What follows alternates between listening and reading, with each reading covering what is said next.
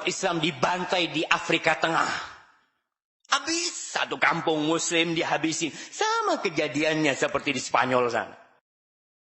Perkampungan kaum Muslimin berubah menjadi perkampungan non-Muslim. Kok bisa? Jumlah mereka banyak. Nah, tapi ada sesuatu yang membuat mereka diusir di sana. Rohingya. Pernah dulu negeri Islam berdiri di sana. Kerajaan Islam pernah berdiri di sana. Ketika Islam berdiri di sana, apa orang-orang Hindu dan Buddha ditindas? Tidak. Mereka tetap ada. Tapi tatkala mereka yang berkuasa, dihabisi umat Islam. Kemudian, kita lihat umat Islam di Bosnia. Islam pernah sampai sana. Tapi beberapa tahun yang lalu Islam mau dihabisin di sana. Umat Islam benar-benar seperti sabdakanlah Rasul SAW. Wih, banyak tapi sedikit. Mayoritas tapi minoritas. Umat Islam dibantai di Irak sana. Di Syam. Di Afghanistan. Di tempat-tempat yang umat Islam mayoritas tapi seakan-akan mereka bukan mayoritas. Rasulullah sallallahu alaihi wasallam bersabda, "Yushiku an tada'a 'alaikumul umam kama tada'al akalatu ila qas'atiha." Hampir-hampir umat-umat nih mengeroyok kalian. Ini salah satu tanda kiamat. Nah, umat-umat datang mengeroyok kalian seperti orang yang saling memanggil ketika mau makan bersama. Antum kalau makan bersama satu nampan nih, nasinya banyak. Antum makan sendiri nggak bisa, kebanyakan nasinya. Antum makan panggil, ya Allah, makan, panggil semua, kumpul semua. Seperti itu umat Islam, seperti nasi yang dikerubutin sama orang banyak. Para sahabat bertanya, "Awa min qillatin nahnu yawma idzin ya Rasulullah?" Apakah kita pada waktu itu sedikit jumlahnya sehingga dikeroyok? Karena memang orang kalau dikeroyok nggak mungkin lah. Bapak-bapak ngomong mamanya, kita dikeroyok tadi. Ini berapa orang? Kita 8 orang. Yang royok 3. Insya Allah. Ini 8 orang dikeroyok 3 orang. Iya kata dia. Kalah kita. Insya Allah. Maka para sahabat bertanya, nggak mungkin kalau banyak dikeroyok. Maka para sahabat bertanya, "Awa min qillatin nahnu yawma idzin ya Rasulullah sallallahu ala nabiyina wasallam." Apakah jumlah kita pada waktu itu sedikit sehingga kita dikeroyok sama mereka? Kata Rasulullah SAW, "Bal antum yawma idzin katsir." Jumlah kalian pada waktu itu banyak. Katsir. Mayoritas kalian pada waktu itu. Walakinnakum ghutha'un ka ghutha'is sail. Tapi kalian seperti buih. Yang banyak ketika banjir itu banyak buih itu dibawa sama air. Nggak ada bobotnya. Nggak ada. KTP-nya doang yang Islam. Madrasahnya doang yang Islam. Tapi buih banyak sekarang madrasah di mana-mana. Masya Allah, sekolah-sekolah Islam. Tapi buih kata Rasulullah SAW. Kagutha isai. Kenapa itu bisa terjadi? Kalau kita melihat ada penyebabnya. Rasulullah SAW menceritakan wala yanzi'anna Allah min suduri aduwikumul mahabata minkum. Orang kalau jumlahnya banyak biasanya yang sedikit takut. Mau bertindak, takut. Kita ini hati-hati di tengah-tengah mayoritas. Tapi ternyata mereka nggak takut. Antum lihat di Indonesia. Di Indonesia. Kejadian di Tolikara. Berapa sih jumlah non-muslim di sini? 20%. 30%. Di Indonesia kita katakan. Tapi mereka berani melarang umat Islam untuk sholat Id. Subhanallah. Pemerintahnya muslim. Menteri-menterinya muslim. Subhanallah. Kok bisa mereka berani berbuat itu? Hudha. Kalian bui. Banyak muslim di mana-mana. Bupati-bupati muslim, gubernur-gubernur muslim, guru-guru muslim. Banyak jumlahnya.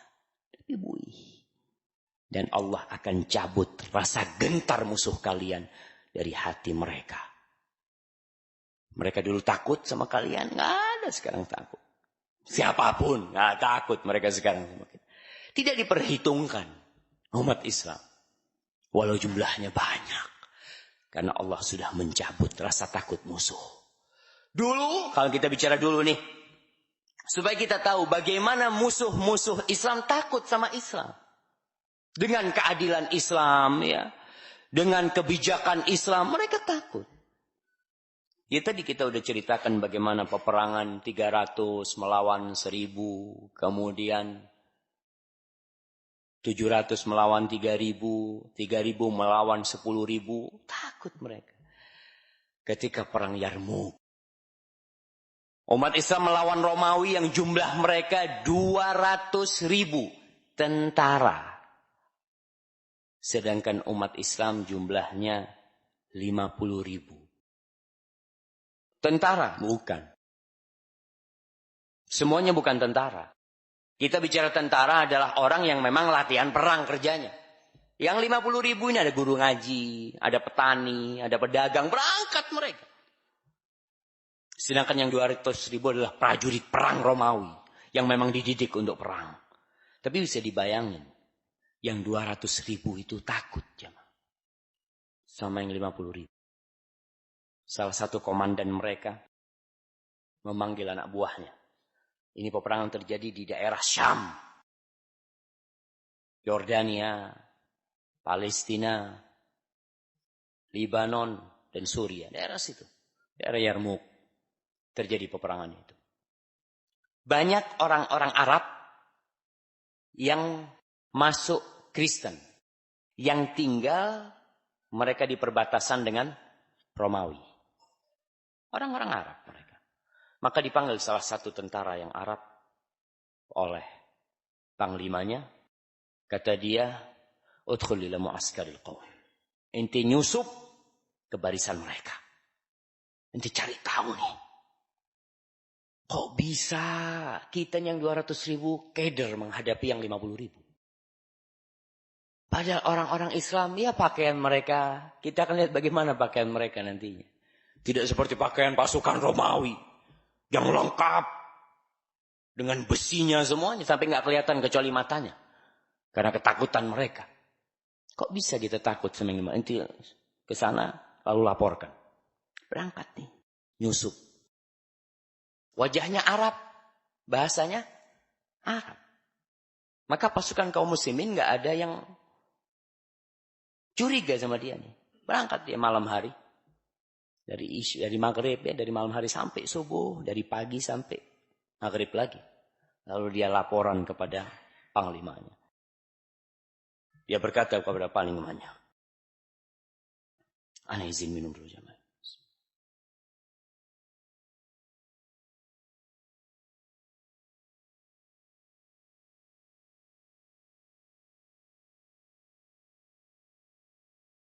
Kata penyusup ini, ji'tuka min 'indi qaumin yaqumuna al-laila kullah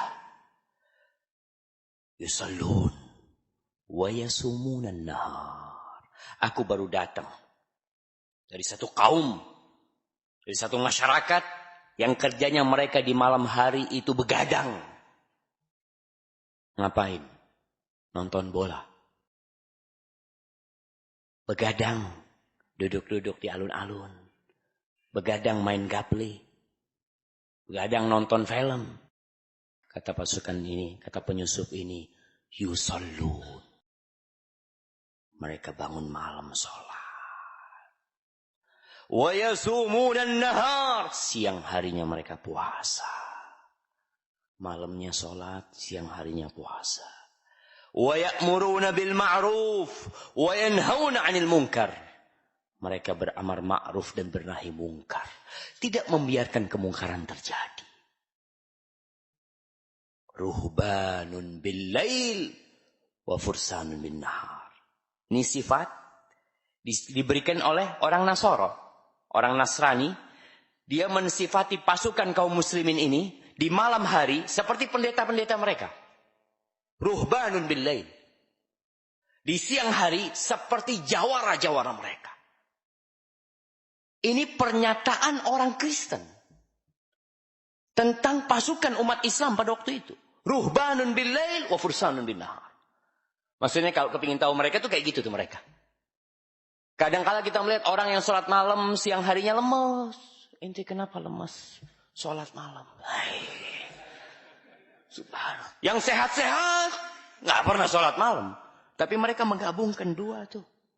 Malam hari mereka bangun, siang hari mereka tetap semangat. Itu pernyataan mereka. Lau yasriqu malikuhum laqata'u yadah. Kata orang ini, andai kata raja mereka itu mencuri, pasti dipotong tangan. Dia ingin menceritakan bagaimana kondisi Nasoro pada waktu itu. Dan kondisi umat Islam. Kondisi Nasoro udah rusak.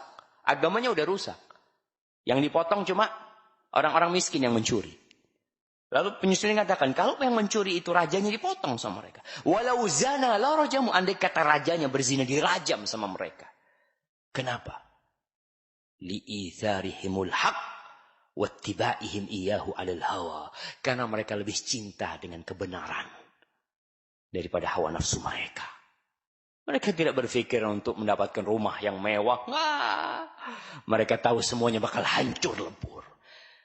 Apa kata rajanya ketika mendapatkan informasi ini? La in kana haula'il qaum kama taz'um wa kama dzakart. Kalau benar yang kau sampaikan. La batnul ardi khairun min dhahriha. Perutnya bumi lebih baik daripada punggungnya. Kematian lebih indah daripada kehidupan bagi orang yang ingin memerangi umat Islam. Dan betul, peperangan terjadi 3 hari. 3 hari berturut-turut jamaah. Dulu, peperangan dulu itu mengandalkan jumlah. Jumlah semakin banyak, menang. Karena yang ini mati, yang belakang masih hidup. Kayak gitu. Tapi ternyata 50.000 bisa mengalahkan yang 200.000. Tapi kenapa kita seperti ini sekarang? Jumlah kita mayoritas. Tapi kita sedikit. Allah mengatakan, Nabi SAW mengatakan, وَلَا يَقْذِفَنَّ اللَّهُ فِي قُلُوبِكُمُ الْوَهْنِ. Allah akan melemparkan di dalam hati kalian al-wahn. Maka dikatakan, Ya Rasulullah, wa mal wahn? Apa wahan itu? Yang menyebabkan kita seperti buih. Yang gak ada bobotnya sama sekali. Yang musuh tidak takut dengan jumlah kita yang banyak. Qala hubbud dunya wa karahiyatul maut. Cinta dunia dan takut mati. Cinta sama dunia. Para jemaah, tidak dilarang seorang muslim itu mencari dunia. Nggak apa-apa ente kepingin punya rumah mewah, kepingin punya mobil mewah. Tapi jangan menjadikan cintamu kepada dunia melupakan engkau kepada akhiratmu. Engkau kepingin punya motor yang bagus, fadhol. Tapi ingat suatu hari motormu akan kau tinggalkan. Rumahmu yang kau bangun suatu hari, engkau akan dikeluarkan dari rumah itu. Mau tidak mau. Maka ini yang terjadi dengan kaum muslimin. Mereka tidak takut lagi dengan umat Islam. Coba kita melihat para sahabat Nabi. Bagaimana mereka menghadapi dunia ini. Ketika, Masya Allah. Apa suruh berhenti Ustaz? Belum kan? Enggak kan? Ibnu Hibban menceritakan ketika perang Nahawan melawan Persia. Umar bin Khattab radhiyallahu taala anhu di kota Madinah terus berdoa, memohon kemenangan kepada Allah. Wa yantaziru mithla sayhatil hubla. Dan Umar ini menanti kemenangan kaum muslimin seperti orang yang sedang mau melahirkan. Orang kan ketika mau melahirkan itu ngeden ya. Ngeden itu bahasa Indonesia. Hah? Ngejen. Mengejan, Masya Allah. Anak baru pertama dapat nih. Alhamdulillah. Mengejan. Seperti Umar bin Khattab. Menunggu kelahiran itu. Hudzaifah ibn Yaman menulis surat. Kepada Umar bin Khattab. Ngirim seseorang untuk memberikan kabar gembira kepada Umar bin Khattab. Tentang kemenangan itu. Ketika datang. Orang yang mengatakan. Abshir ya Amiral Mu'minin. Bergembiralah wahai Amirul Mukminin bi fathin a'azzallahu fihi al-Islam wa ahla. Dengan kemenangan yang Allah memuliakan Islam dan orang-orang Islam. Wa adzalla fihi syirka wa ahla. Yang Allah hinakan kesyirikan dan para pengikut kesyirikan itu. Umar langsung bertanya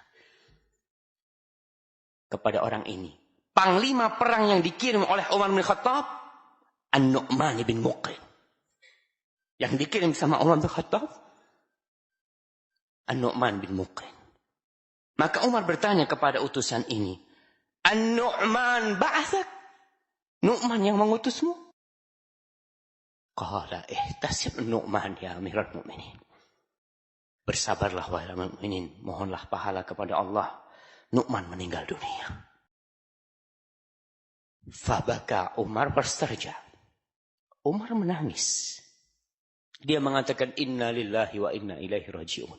Kegembiraan Umar bin Khattab dengan kemenangan lupa dengan kematian satu orang. Satu orang. Umar nangis. Umar beristirja. Wa qala wa man wayhak? Kata dia, dan siapa lagi yang meninggal? Qala fulan. Wa fulan. Wa fulan hatta adda nasa. Dia sebutkan banyak orang. Lalu utusan ini mengatakan wa akharin. Ya Amirul Mukminin, la ta'rifu. Dan masih banyak yang lain yang tewas wahai Amirul Mukminin, yang engkau tidak mengenal mereka. Yang engkau tidak mengenal mereka.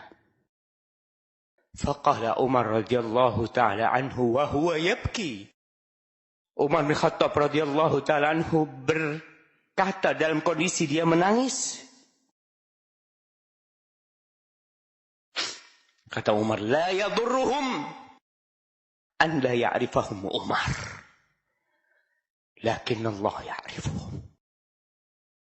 Tidak membahayakan mereka, Umar tidak kenal sama mereka.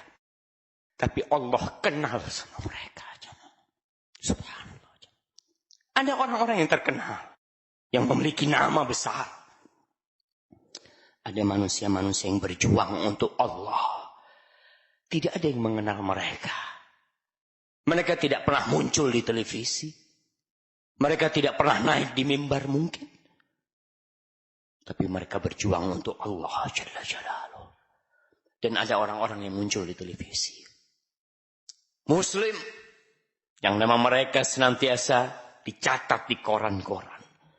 Tapi mereka ghutha'un kaghutha'is-said. Keberadaan mereka bukan untuk menegakkan Islam. Bahkan sebagian di antara mereka hanya berkedok Islam. Menghancurkan Islam itu sendiri.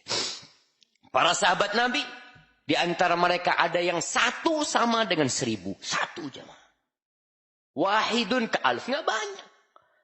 Satu sama dengan 1000. Banyak di antara kita 1000. Nothing. Sifir. 1000. Nggak ada artinya. Kejadian ini pada masa Umar bin Khattab radhiyallahu ta'ala anhu. Ketika Umar bin Khattab mengutus pasukan perang untuk menaklukkan Mesir. Umar melihat penaklukan Mesir ini butuh waktu yang panjang. Maka Umar merasa ada sesuatu. Di dalam riwayat Zaid bin Aslam, dia menceritakan ketika Umar merasa terlambat penaklukan kota Mesir ini, Umar menulis surat kepada panglima perang yang dikirim ke Mesir, Amr bin al-As. Amma ba'd, kata Umar, faqad ajibtu li ibta'ikum an fathi Misr. Aku benar-benar heran yang membuat kalian terlambat bisa membuka kota Mesir. Wa ma dzaka illa lima ahdathtum wa ahbabtum minad dunya ma ahabba adukum. Ini terjadi kok tidak seperti yang lainnya. Ini terjadi karena kalian telah melakukan sesuatu. Kalian telah mencintai dunia. Seperti kecintaan musuh kalian kepada dunia itu. Umar tahu penyakit yang membuat umat Islam ini jadi nggak bisa menang, mayoritas tapi minoritas, dikarenakan kalian sudah cinta sama dunia. Wa innallaha ta'ala la yansuru qauman illa bisidqi niyatihim. Allah tidak membantu, tidak menolong suatu kaum kecuali karena kebenaran niat mereka. Niat, kenapa engkau berjuang untuk Islam? Lillahi ta'ala. Oh lihat. Waqad kuntu wajjahtu ilaika arba'ata nafarin. Aku telah kirim kepadamu 4 orang. Wa a'lamtuka anna ar-rajula minhum maqama alfi rajul. Aku kasih tahu engkau 4 orang itu satu sama dengan 1000. Jadi aku kirim kepadamu 4000. Dikirim 4 orang. Hanya 4 orang yang dikirim. Untuk membantu Amr bin As menaklukkan Mesir. Bukan pasukan 10.000. Enggak, 4 orang yang dikirim Umar bin Khattab. Ala ma'arif, yang aku tahu mereka satu sama dengan 1000 kata Umar bin Khattab. Illa ayyakuna ghayyarahum ma ghayyara ghayrahum. Kecuali mereka telah berubah. Mereka dirubah dengan kecintaan kepada dunia seperti yang merubah yang lainnya. Kalau sampai kepadamu suratmu, kumpulkan manusia. Bakar semangat mereka untuk berjihad dan bersabar. Dan majukan 4 orang ini. Supaya mereka lihat nih yang dikirim oleh Umar bin Khattab. Satu sama dengan 1000. Akhirnya setelah dimajukan mereka sholat 2 rakaat. Duha pada waktu itu dikatakan memohon kepada Allah. Dan Allah bukakan Mesir buat mereka. Satu sama dengan 1000. Kita belum tentu. Sekota Surabaya ini ada 100 orang muslim yang bisa diharapkan dari dia. Kita benar-benar kata Rasulullah SAW, buih seperti buih di lautan. Para sahabat adalah rijalun la tulhihim tijaratun wala bai'un an dzikrillah. Berdagang, fadhol, kau mau berdagang, mau berniaga, mau bekerja cari dunia, tafadhol. Para sahabat berdagang, sebagian di antara mereka kaya raya. Tapi Allah menyebutkan la tulhihim tijaratun wala bai'un an dzikrillah wa iqamis shalah wa ita'iz zakah yakhafuna yawman tataqallabu fihi alqulub wal absar. Mereka lelaki-lelaki yang tidak terlalaikan dengan perdagangan mereka, dengan perniagaan mereka dari zikrullah. Tetap mereka ingat sama Allah. Tetap mereka menegakkan sholat. Mereka bayar zakat. Dan yang terpenting, mereka memiliki keimanan dengan hari akhir. Dia tahu dunia ini akan mereka tinggalkan semuanya. Ma'asyiral muslimin. Abu Talha. Siapa yang tahu sama Abu Talha yang kasih hadiah?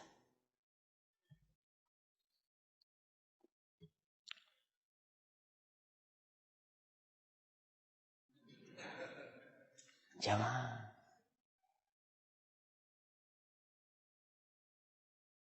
Kita nggak kenal sama mereka. Kita kenal. Anak kita tanya, kau kenal sama siapa? Oh, fulan. Pemain-pemain bola dia kenal. Masya Allah, nendangnya bagus. Dia dapat sepatu emas, dia dapat ini, itu. Masya Allah. Hubbud dunia. Kecintaan kepada dunia. Apakah kalau kau nonton bola itu, kalau orang nonton bola bisa sholat tahajud, kita suruh nonton bola aja. Ustaz, alhamdulillah Ustaz, anak sejak nonton bola itu tahajud anak semakin kenceng. Ustaz, Masya Allah, bagus kok. Nonton bola. Tapi yang terjadi, nggak ada.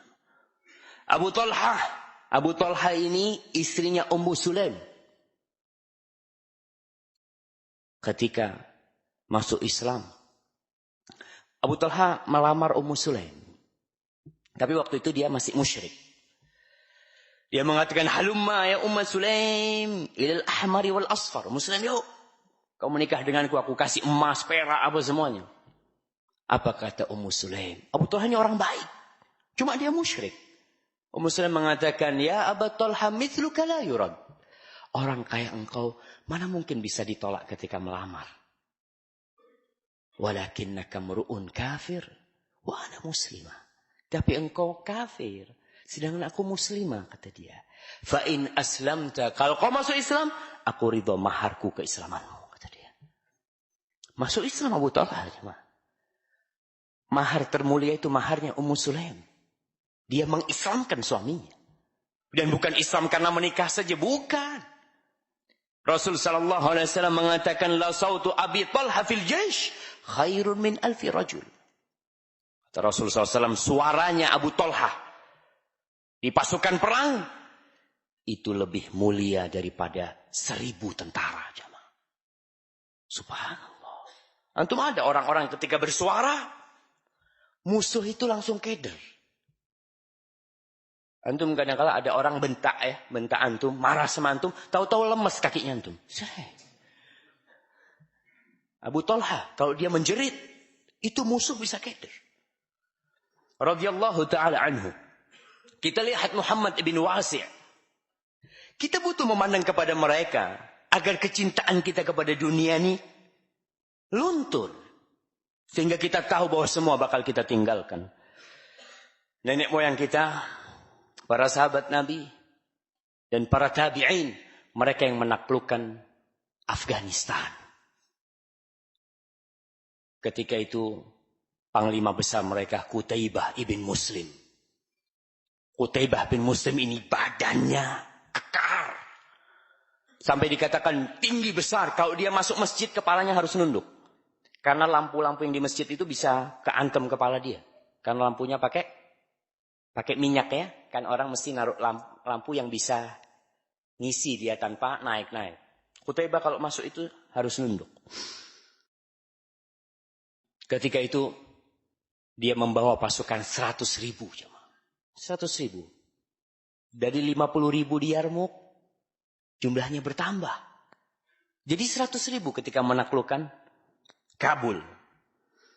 Bersama Qutaibah bin Muslim, Muhammad ibn Wasi', salah seorang ulama dan ahli ibadah dari Kufah, ikut berperang. Tadi kita katakan pasukan kaum muslim itu bukan tentara saja. Bukan. Mereka alim ulama ikut dalam pasukan itu. Kita ingin tahu siapa nih Muhammad bin Wasi'. Muhammad bin Wasi' itu hampir enggak pernah kalau duduk bersandar. Untuk melihat yang bersandar nih. Sampai merem biasanya kalau bersandar. Untuk coba lihat tuh yang bersandar. Kalau sudah bersandar, Masya Allah. Bismillahirrahmanirrahim. Amutu. Udah nikmat dia seperti itu. Dia duduk dalam kondisi dia khawatir terus. Faqala, kenapa kau nggak bersandar? Kata Muhammad bin Wasi', la yattaki illa al-amin. Orang itu bersandar kalau merasa aman. Ya. Aku tidak akan bersandar sampai aku melewatin sirat nantinya. Subhanallah. Dia beriman bahwa semua akan dia tinggalkan. Dan ada sirat yang dibentangkan di atas neraka jahanam yang harus dilewatin oleh setiap orang. Dia mengatakan kalau aku lewat, aku akan bersandar nantinya. Ketika mereka sampai ke Kabul, sebelum peperangan dikobarkan, Qutaibah bin Sa'id salat, dia mohon kepada Allah. Lalu dia mengatakan kepada pasukannya, Ibhathu li an Muhammad bin Wasi'. Tolong carikan di mana Muhammad bin Wasi'. Mereka cari barokah dari doanya orang-orang soleh. Jamaah. Mereka menghormati para alim ulama, pemimpin-pemimpinnya. Panglima perang itu. Dicari sama orang-orang ini. Mereka mendapati Muhammad bin Wasi' sedang sholat duha. Iya. Kejadian Mesir itu bukan waktu duha. Kalau nggak selesai sholat Jumat. Ketika Amr bin As. Kabul pada waktu duha. Muhammad bin Wasi' sedang sholat duha. Kemudian dia pegang tombaknya. Dia berdiri. Dan dia bersandar berdiri di tombaknya itu. Tidak duduk berdiri. Wa rafa'a sabbabatahu ilal hayyil qayyum. Dia angkat jari telunjuknya. Menunjuk kepada Allah Jalla Jalaluh. Dia mengatakan, Ya Hayyu Ya Qayyum. Ya Hayyu Ya Qayyum birahmatika nastaghits. Allahumma ansurna. Wahai zat yang hidup, yang ngurusin alam semesta ini. Dengan rahmat-Mu ya Allah kami meminta pertolongan. Allahumma ansurna ya Allah. Tolong kami ya. Tidak minta tolong kepada pasukan yang jumlahnya banyak. Tidak. Akhirnya orang-orang yang nyari datang. Mengatakan kepada Qutaibah bin Muslim. Dikasih tahu. Muhammad bin Wahsi. Selesai sholat. Dia berdiri di tombaknya. Dan dia memohon kepada Allah. Nangis Qutaibah bin Muslim. Lalu dia mengatakan. Wallahi alladhi la ilaha illahu. La isba'u Muhammad bin Wahsi. Khairun indi min 100,000 sayfin syahir. Wa min 100,000 syabin tarir. Demi Allah, jari telunjuknya Muhammad bin Wahsi lebih aku cintai daripada 100,000 pasukan perang. Lebih aku cintai daripada 100 pedang. Dan 100 pemuda-pemuda yang bawa pedang itu. Qutaibah tahu. Kita ini menang bukan karena jumlah kita. Bukan. Karena Allah yang bantu kita, jamaah. Kalau Allah tidak bantu kita, Allah biarkan kita. Nggak ada. Apapun persiapan kita. Apalagi kita nggak punya persiapan. Seperti yang terjadi sekarang ini. Ma'asyiral muslimin rahimakumullah. Rasul sallallahu alaihi wasallam mengatakan, wallahi mal faqr akhsha alaikum. Demi Allah aku tidak takut kalian ditimpa kefakiran. Enggak. Wa innama akhsha an tubsata alaikumud dunya. Yang aku takutkan dibukakan bagi kalian pintu dunia. Kemudian fatanafasuha kama tanafasu. Kalian berlomba-lomba cari dunia. Sebagaimana orang-orang berlomba-lomba cari dunia. Kita cari dunia enggak apa-apa. Tapi kalau sudah berlomba-lomba, orang biasanya akan sikut sana, sikut sini, tidak akan mikirkan saudaranya. Fa'ahlakatkum kama ahlakatum. Kemudian dunia itu akan menghancurkan kalian sebagaimana telah menghancurkan umat-umat sebelum kalian. Dan itu yang terjadi dengan kita. Ali bin Abi Thalib radhiyallahu taala anhu. Dia menceritakan suatu hari dia kerja. Ali ini kerja di kebunnya orang Yahudi. Bayangkan Ali kerja sama orang Yahudi. Ngambil air, nimba air. Setiap satu timba dapat 1 butir kurma cuma. Sampai dapat berapa butir kurma udah cukup. Ali sudah makasih dibawa. Ali berangkat ke Masjid Nabawi dengan sepenuh tangannya kurma. Kata Ali, faji'tul masjid. Aku datang ke Masjid Nabawi. Fatala'a alaina Mus'ab bin Umair. Ketika aku ke masjid, tahu-tahu muncul Mus'ab bin Umair. Mus'ab bin Umair ini utusan Nabi yang pertama ke kota Madinah untuk berdakwah. Dia anak orang kaya. Ketika dia masuk Islam, diputus semua kenikmatan oleh ibunya. Fi burdatin lahu marqu'atin bifarwah. Mus'ab bin Umair pakai baju. Itu ditambal sama kulit jemaah, sama bulu-bulu. Sobek-sobek bajunya. Para jemaah, para sahabat itu bajunya cuma 1 sebagian. Sebagian ada yang 2. Wa kana an'ama ghulamin bi Makkah wa arfah. Kata Ali, ini orang paling dimanja di kota Mekah. Orang paling nikmat hidupnya di kota Mekah. Falamma ra'ahu Rasulullah sallallahu alaihi wasallam, ketika Nabi alaihi salatu wasallam melihat Mus'ab bin Umair, dzakara ma kana fihi minan na'im. Nabi ingat dengan kenikmatan yang pernah dirasakan sama Mus'ab bin Umair. Dan ketika Nabi melihat kondisi yang sekarang ini, fadharafat aynahu alaih. Nabi menangis. Sallallahu alaihi wasallam. Thumma qala, lalu Nabi mengatakan kepada para sahabatnya, antumul yaum am khairun, antumul yaum khairun am idza ghuddiya ala ahadikum bi jafnatin min khubzin wa lahmin. Kalian hari ini apa lebih baik dengan nanti itu? Suatu hari ketika kalian dikasih makanan, prasmanan, ya. Kalian makan enak, ada roti, ada daging. Faqulna nahnu yawma idzin khair. Kita pada hari itu lebih baik tentunya Rasulullah SAW. Nukfal mu'nah wa natafarraw lil ibadah. Kita dicukupin, nggak perlu repot-repot bekerja. Kemudian kita bisa fokus beribadah. Orang kan berpikir ketika kaya duit enak, aku sangat bisa fokus ibadah. Apa kata Rasulullah SAW? Bal antumul yawm khairun minkum yawma idin. Kalian hari ini lebih baik daripada nantinya. Dan itu sudah terjadi. Dibukakan pintu rezeki sama kita, buat kita, tapi ternyata kita tidak fokus ibadah juga. Terus solusinya gimana? Nih terakhir nih. Ana sampai jam berapa? Ana lihat sudah pada ngantuk semua. Tapi yang terakhir jamaah. Solusinya gimana? Rasul SAW ketika menceritakan kondisi umat Islam. Yang mayoritas, tapi minoritas mereka. Seperti terjadi di Indonesia ini kita lihat. Antum lihat gedung-gedung tinggi, ada yang punya umat Islam. Jarang. Pabrik-pabrik besar. Perusahaan-perusahaan maskapai. Yang punya Islam 1-2 orang. Sisanya non-muslim. Kita kan mayoritas. Iya. Tapi Rasul SAW mengatakan. Idza tabayatum bil'inah. Wa akhadtum adnab al-baqar. Wa raditum bizzara' wa taraktumul jihad. Sallatallahu alaikum dhullan. La yanzi'u hatta tarji'u ila dinikum. Kata Rasulullah SAW, kalau jual beli kalian sistemnya inah. Sistemnya riba terselubung. Inah itu ada sistem jual beli riba terselubung. Ya kita lihat di Indonesia sudah nggak ada lagi riba. Bismillah. Yang ada bunga. Orang Islam tuh kalau dikatakan ini riba. Na'udzubillah, saya nggak mau riba. Ada bunganya mas. Iya berapa persen? Nggak ada.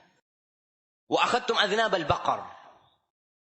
Wa raditum bizzar'. Kalian sibuk dengan sapi-sapi kalian. Ini perumpamaan tentang orang sibuk dengan dunianya. Kalian sibuk dengan kebun-kebun kalian. Orang kerjanya jalan-jalan. Nikmat. Ke villa. Tidur. Masya Allah. Dunia yang dipikirin. Wa taraktumul jihad. Dan kalian tinggalkan jihad. Allah akan timpakan kepada kalian dhullan, kehinaan. Nih, mayoritas tapi minoritas. Kehinaan la yanzi'u, kehinaan itu tidak akan dicabut sama Allah. Sampai kapan? Hatta tarji'u ila dinikum, sampai kalian kembali ke agama kalian. Cuma satu jalan. Kalau kita ingin menjadi seperti umat terdahulu. Kita kembali kepada agama kita. Agama kita yang dibawa oleh Rasul SAW. Bukan agama Islam yang sudah dimodifikasi. Jadi Islam liberal. Dimodifikasi lagi jadi Islam Nusantara. Dimodifikasi lagi jadi Islam Surabaya nanti. Iya Islam mulai dimodifikasi semua. Tetap kehinaan itu akan ada. Dan setan berusaha bagaimana kita tidak kembali ke Islam yang benar. Enggak. Soalnya kalau kita kembali kepada Islam yang dibawa oleh Rasulullah SAW, habis semua kekufuran. Mereka takut. Maka tetap musuh-musuh Islam berusaha. Jangan sampai orang Islam ini kembali ke Islam. Islam yang mana? Islam yang benar. Islam yang benar yang kayak apa, Ustaz? Ya kayak Rasulullah SAW. Jadi disampaikan oleh Rasul kepada para sahabatnya. Dan diamalkan oleh beliau SAW. Bukan maunya kita itu Islam. Menurut saya, loh itu menurut kamu. Kalau menurut saya seperti ini. Semua dibungkus Islam. Adat-adat kesyirikan dibungkus Islam. Kita lihat umpamanya melarung laut, nyembelih kerbau, dibawa ke laut sambil baca Al-Fatihah. Islam. Kan Al-Fatihah. Oke, Al-Fatihah Muslim. Tapi memberikan kepala kerbau kepada lautan itu syirik. Kau mengatakan inna salati wa nusuki wa mahyaya wa mamati lillahi rabbil alamin. Tapi kau berikan kepada selain Allah. Maka para jamaah solusinya cuma satu. Kembali ke agama kita. Pelajarin Islam ini. Makmurkan masjid. Datangi kajian. Antum tiap hari cari dunia, kapan cari akhirat? Oke lah, cari dunia dari pagi sampai sore. Kali 6 hari seminggu. Hari Ahad ngaji. Rata-rata kita Islamnya Islam keturunan jamaah. Kita nggak pernah belajar Islam. Kita lebih berat dengan dunia kita daripada keislaman kita. Hadza wallahu a'lam bissawab. Itu yang bisa kita kaji pada kesempatan kali ini. Apabila benar itu dari Allah Jalla Jalaluh. Kalau ada yang salah dan kurang berkenan, itu dari diri saya sendiri. Allah dan Rasul terbebaskan dari kesalahan itu. Nah, fadhal, kalau ada pertanyaan. Nah, baiklah para jamaah. Ini saya akan membacakan beberapa pertanyaan dari pertanyaan yang masuk. Mohon maaf kalau ada pertanyaan yang belum bisa dibacakan. Yang pertama, Ustaz, pertanyaannya, apa langkah konkret untuk memiliki seorang pemimpin? Karena la izzata illa bil Islam, la izzata illa bis syariah, la syariah illa bil jamaah, la jamaah illa bil imamah. Pemimpin seperti apa yang harus kita ikuti di saat kondisi seperti ini? Nah, subhanallah jemaah. Kita ini ingin pemimpin yang baik. Bagaimana caranya? Al-Imam At-Turtushi dalam kitabnya Sirajul Muluk, dia mengatakan, dari dulu aku tuh sampai sekarang, kata dia, ketika dia meninggal tahun 500-an, 600-an Hijriah, aku dengar orang itu ngomong, a'malukum ummalukum, kama takunu yuwalla alaikum, a'malukum ummalukum. Pemimpin kalian adalah gambaran dari amalan kalian. Pemimpin kalian adalah gambaran dari amalan kalian.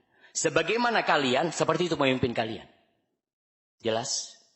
Kata dia, sampai aku baca firman Allah, kadzalika nuwalli ba'dadh dhalimina ba'dad, surat Al-A'raf. Begitulah kami jadikan pemimpin yang zalim untuk rakyat yang zalim. Jadi pemimpin kita kembali kepada kita.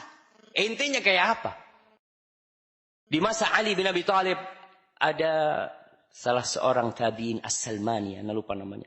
Dia datang kepada Ali bin Abi Thalib. Ya wahai Amirul Mukminin, kita di masanya Abu Bakar Siddiq, di masanya Umar bin Khattab, Masya Allah, buminya sempit pada waktu itu, tapi Masya Allah, jaya umat Islam itu. Tapi di masamu, buminya semakin luas. Dan di masa Utsman bin Affan. Tapi kok jadi kayak gini? Apa kata Ali bin Abi Thalib? Kana fi ahdi Abi Bakar wa Umar. Di masa Abu Bakar dan Umar, rakyatnya itu seperti aku dan seperti Utsman bin Affan. Di masaku dan Utsman, rakyatnya seperti kau dan sahib-sahibnya kau itu. Kau jangan seperti pungguk merindukan rembulan. Ingin pemimpin yang baik, Masya Allah. Tapi kau sholat ke masjid enggak? Amar ma'ruf enggak? Sedekah enggak? Oke, kau sendirian, yang lainnya. Para jamaah, Muhammad ibn Yusuf, sahibu Abi Hanifah, pernah dapat surat dari saudaranya. Dia mengatakan, gubernur kita ini zalim, katanya ini macam-macam. Dia ceritakan seperti itu. Dibalas nih sama Muhammad ibn Yusuf. Barang siapa yang berbuat dosa, kata dia, maka jangan sanksi ketika mendapatkan hukuman dari Allah. Pemimpin kalian yang zalim itu, aku rasakan dosa-dosa kalian. Kalau kalian ingin dapat pemimpin yang baik, tinggalkan dosa-dosa. Masya Allah. Jadi kalau kita berpikir bagaimana kita mendapatkan pemimpin yang baik, perbaiki dirimu. Bagaimana kau menjadi muslim yang baik, tetangga menjadi yang baik. Pelajari Islam yang benar. Bukan sekedar, kita kepingin pemimpin yang baik, kita kepingin jihad. Saya ingat masih ada seorang mahasiswa di Madinah. Satu kelas waktu itu. Bukan satu kelas, di kelas sebelah kalau salah. Syekh yang cerita. Itu ada anak muda tanya. Syekh, kapan kita jihad? Kapan kita berangkat? Menegakkan Islam. Semangat nih anak muda. Baru persiapan bahasa, dia belum kuliah. Masih persiapan bahasa. Syekh jelaskan seperti itu. Iya. Akhirnya besoknya, anak ingat ya, besoknya itu ada hafalan surat Sabbih Isma Rabbikal A'la. Si anak itu ghaib, absen karena enggak hafal. Kata Syekh, subhanallah, kau bicara yang besar, yang kecil kau tidak lakukan. Biasanya seperti itu. Orang yang bicara yang besar, yang kecil dia tinggalkan. Padahal yang besar itu, gunung besar itu adalah kumpulan dari kerikil-kerikil jamaah. Nggak jadi sekaligus. Maka yang ingin pemimpin yang baik, perbaiki diri. Belajar Islam yang benar. Dan perbaiki masyarakat kita. Nanti pemimpinnya itu didatangkan dari mana sih? Dari kita sendiri kan. Ana mau tanya, yang yang milih Bapak Jokowi dan Ahok waktu jadi gubernur? Siapa? Umat Islam. Berapa persen non-muslim di Jakarta? Berapa persen? 20, aduh nggak sampai mungkin. Yang milih siapa? Muslim. Ya ini rakyat kita seperti ini.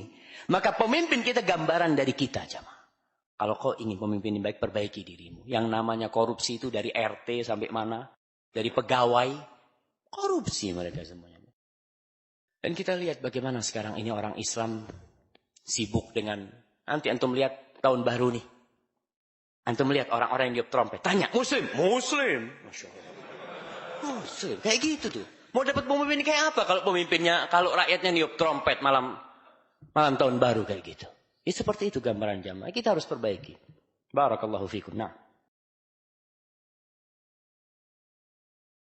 Yang kedua, ini ada pertanyaan. Kami masih kerja di bank, kami berniat melepas diri dari riba. Suami berniat resign, semua proses kami jual KPR, rumah proses kami jual KPR. Yang kami tanyakan, harta kami yang saat ini kami makan halal atau haram? Gimana kita solusinya? Allahu Akbar. Dulu, tahun 90-an. Tak ada pertanyaan kayak gini. Iya. Dulu belum ada orang-orang berkerudung kecuali sedikit. Dulu kajian-kajian di masjid sepi. Sekarang alhamdulillah. Mulai orang itu kembali ke Islam. Kembali ke rumah Allah. Kepingin dia makan yang halal. Kepingin tahu mana yang halal, mana yang haram. Dan ini membuat musuh-musuh Islam ketakutan. Karena tanda-tanda baliknya umat Islam ke Islam sudah ada. Maka mereka berusaha untuk merusak. Bagaimana baliknya ini enggak ke Islam yang benar. Kalau dikatakan tadi bagaimana yang dia makan. Kalau masih ada harta lain yang dia makan. Maksudnya dia tidak cuma makan dari bank. Insya Allah enggak apa-apa. Tapi kalau cuma dia full dapat gaji dari bank. Ingat Allah mengumumkan perang. Kepada pelaku riba. Kepada pembantu riba. Dilaknat. Orang-orang yang seperti itu. Walaupun dia hanya sekedar jadi saksi. Hanya jadi penulis. Subhanallah. Adanya riba ini karena kita ada di dalamnya. Coba umat Islam keluar. Mati. Tapi karena umat Islam terus. Kalau tadi dikatakan hartanya halal atau tidak. Wallahu a'lam bishawab. Yang jelas dilaknat. Kalau itu yang dia makan. Dari hasil riba saja. Dari hasil bank saja. Bisa jadi haram yang dia makan. Dan berusahalah dia untuk cari pekerjaan lain. Man taraka syai'an lillah. Barang siapa yang meninggalkan sesuatu lillah. Ingat. Kasih garis kurung nih. Lillah. Untuk Allah. Bukan karena dapat kerjaan lain. Bukan karena ada kerjaan yang lebih nyaman. Bukan. Tapi karena Allah. Allah akan kasih ganti yang lebih baik nantinya. Hadza wallahu a'lam bishawab. Nah.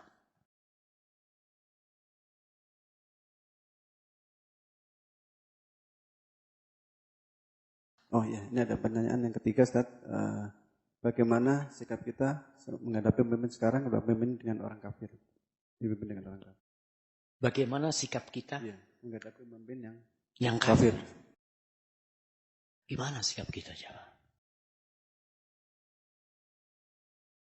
Ketika proses kita tidak benar. Ketika dapat memimpin kafir, bingung. Kok bisa kafir, kata dia. Masalahnya di kita. Ya kita mau nggak mau taat kepada pemimpin yang kafir yang ada maslahat. Di sini kita taat. Dan alhamdulillah pemimpin terbesar kita muslim. Tapi bisa jadi berapa tahun ke depan jadi kafir. Tidak ada kemustahilan di situ. Kalau kita tetap seperti ini. Orang-orang Islamnya bangga dengan kekufuran. Simbol-simbol kekufuran itu lihat sekarang. Di semua tempat simbol-simbol kekufuran. Kita lihat anak-anak muda. Ya udah, itu gambaran. Pemimpin kita gambaran dari anak-anak seperti itu. Coba orang-orang tanya, ente mau kalau pemimpinnya gitu? Oh enggak, ini pemimpin kafir tapi adil gitu. Masya Allah. Tidak tahu dengan Islamnya. Bagaimana syarat Islam di pemimpin itu yang seharusnya ada. Tapi tugas kita memperbaiki diri. Kalau pemimpinnya kafir, ente perbaiki diri. Nggak usah masalah demo apa. Jangan. Ente perbaiki diri, perbaiki umat. Allah Jalla Jalaluhu menjadikan pemimpin adalah sebagai hukuman buat umat Islam sebenarnya. Ustaz, ana udah baik. Ana alhamdulillah. Wattaqu fitnatan la tusibanna alladhina zalamu minkum khassah. Wa'lamu anna Allaha syadidul iqab. Kata Allah, takutlah kalian kepada fitnah, kepada azab Allah, kepada hukuman Allah yang tidak hanya menimpa orang-orang pelaku dosa, tidak. Menimpa semuanya. Kalian ketahui azab Allah itu pedih. Ketika ditinggalkan dakwah, amar ma'ruf nahi mungkar, orang sibuk dengan dunianya, itu yang terjadi. Hadza wallahu a'lam bissawab. Nah. Baik Ustaz, ini mungkin pertanyaan terakhir Ustaz. Kurang lebih pertanyaannya hampir mirip Ustaz. Bagaimana sikap kita sebagai muslim ketika melihat banyak sekali ketidakadilan atau kezaliman pada saudara kita di beberapa daerah. Di sisi lain kita sebagai muslim harus mematuhi pemimpin, walaupun pemimpin itu muslim tapi dolim, kita tetap harus mematuhinya. Dan banyak dalil tentang larangan makar atau berontak, dan ulama juga tidak menuhatkan untuk perang. Dan banyak contoh dari negara muslim menjadi porak-poranda, kaum muslim semakin menderita dikarenakan diawali dari pemberontakan. Gimana terakhir pertanyaannya? Pertanyaannya, bagaimana sikap kita Ustaz menghadapi kedoliman di saudara-saudara kita di beberapa daerah? Enggak, yang terakhir tadi? Terakhir, dan banyak contoh negeri muslim menjadi porak-poranda dan kaum muslim semakin menderita dikarenakan diawali dari pemberontakan. Pemberontakan, subhanallah, subhanallah. Itu khuruj, ya, pemberontak kepada pemerintah yang ada kekacauan. Bagaimana sikap kita terhadap saudara-saudara kita yang dizalimi di sana, di beberapa daerah umpamanya? Kita harus tahu penyebab utama terjadi seperti itu karena Allah meninggalkan kita. Allah tidak bantuin kita. Kalau Allah bantu kita, selesai. Penyakit hubbud dunya wa karahiyatul maut itu ada. Umat Islam tidak akan kembali jaya kecuali kembali kepada agama Allah Jalla Jalla. Bisa jadi di tempat-tempat yang Islam ditindas di situ. Itu Allah menginginkan kebaikan kepada mereka. Antum tahu kejadian di Bosnia. Anak punya teman-teman sekelas di Bosnia. Dia cerita dulu sebelum perang, kita ini nggak tahu dengan Islam. Iya, bapak kita muslim, nama kita muslim, mana nggak soli, nggak ada kata dia. Ketika kita diserang sama Serbia, ketika itu mulai, kenapa kita diserang? Karena kalian muslim. Ketika itu mulai Islam bangkit, jamaah. Jadi apa yang terjadi di daerah itu, ya bisa jadi karena mereka jauh dari Allah dan kita pun jauh dari Allah. Maka sikap kita mendoakan mereka. Membantu dalam batasan yang kita bisa membantu mereka. Membantu dengan harta, dengan doa kita. Ya. Kemudian antum doakan pemimpin antum. Doakan. Katanya Al-Fudail bin Iyad. Dia mengatakan, "Lau tamakkantu min baitil mal." Kalau aku dikasih sama Allah bisa menguasai baitul mal. Perbendaharaan negara.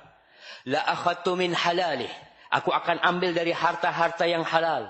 Wala sana'tu min atyabit ta'am. Aku akan bikin makanan yang paling enak. Kemudian aku akan undang orang-orang soleh. Aku akan undang orang-orang yang baik untuk makan. Dan setelah makan, aku akan minta kepada mereka, ta'alau nad'ulis sultan. Sekarang ini kita doakan pemimpin kita. Agar pemimpinnya dikasih hidayah sama Allah Jalla Jalaluh. Karena dengan kebaikan dia, insya Allah baik rakyatnya. Harapannya seperti itu. Antum jangan suka mencela pemimpin. Nggak dapat pahala. Oh, alhamdulillah banyak pahala. Nah, berapa kali mencela pemimpin? Nggak ada. Antum doakan pemimpin antum, dapat pahala antum. Dan orang yang mendoakan keburukan bagi pemimpinnya adalah sahibu hawa. Pengikut dan pengekor hawa nafsu belaka. Bukan sahibu sunnah.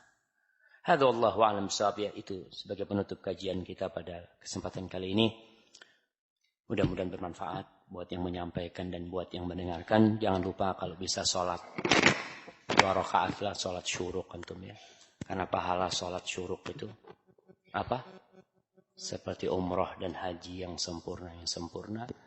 Subhana rabbika rabbil izzati amma yasifun. Wassalamun ala al-mursalin. Walhamdulillahi rabbil alamin. Wassalamualaikum warahmatullahi wabarakatuh.